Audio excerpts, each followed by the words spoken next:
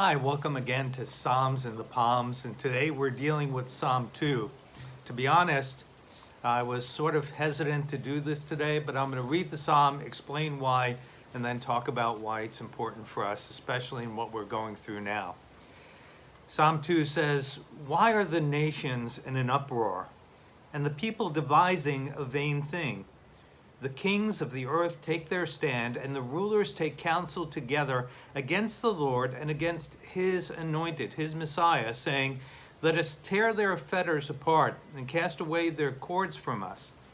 He who sits in the heavens laughs. The Lord scoffs at them.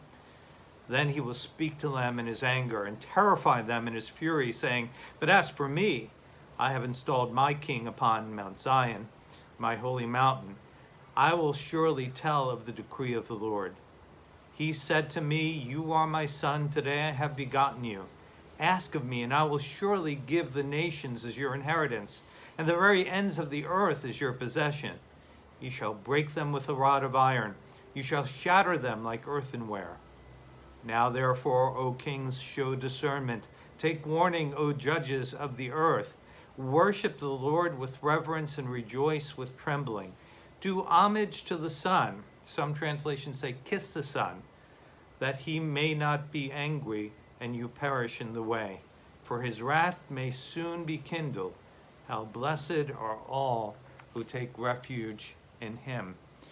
I was hesitant to speak about this psalm because, in a sense, it reinforces a lot of the negative images we have about God. God is the harsh, judgmental ruler who wants to oppose, oppress, impose his will upon us.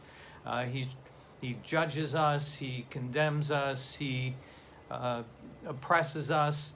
But I want you to see exactly what's going on here in the psalm. It begins not with God's oppression or God's judgment, but with man's rebellion. The nations saying, "Let's throw off the chains. Let's get rid of this one who rules over us." And that is the key that we need to spend a lot of time talking about and thinking about. Here, the God who created the universe, the God who made us all, the God who put everything in place, the God who has plans for good for us, has chosen to lead us and to rule us, to guide us, to be our king.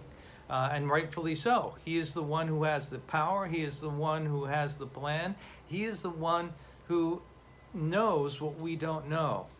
And yet there's a part within us. There is something that continually cries out against being told to do anything by anybody. And we all know this. We all experience this. We hate someone telling us what to do. We hate someone being in charge and control over us, even if we know that they know better, even if we know that they have good intentions toward us.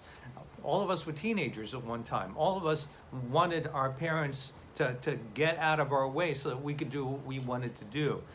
But the question we need to ask ourselves is, how well does that work out for us? When we sit on the throne, when we're the one calling the shots, when we're the one making the decisions, do things work out well? Do we know the answers to all the questions? Do we have the power and ability to change our circumstances? Here God says the nations have taken this uproar against him, and it says God laughs. Why? Because God knows that we in our humanity don't have the wisdom, don't have the knowledge, don't have the understanding, don't have the power to rule, and even when we do take it, we abuse it and we don't do the right thing. I would just encourage you to think about that, to pay attention to that, especially in the midst of everything that's going on. We have a tendency to despise people in human leadership. And some of them deserve it, some of them don't. But very few of us realize the weight and burden that they carry and the difficulty in making some of the decisions that they have to make. And most of us wouldn't do much better. Basically, when it comes to the God who created us, we need to understand none of us on the face of this earth can do better than him. So the way that verse ends is significant and important for us. Kiss the Son, respect the Messiah, do homage to him. How blessed are those who take refuge in him. In the midst of all that's going on, let's take refuge in God and in his Messiah. That's what we're going to say today. I'll see you on Monday. I'm going to take the weekends off with this Psalm series. Talk to you soon.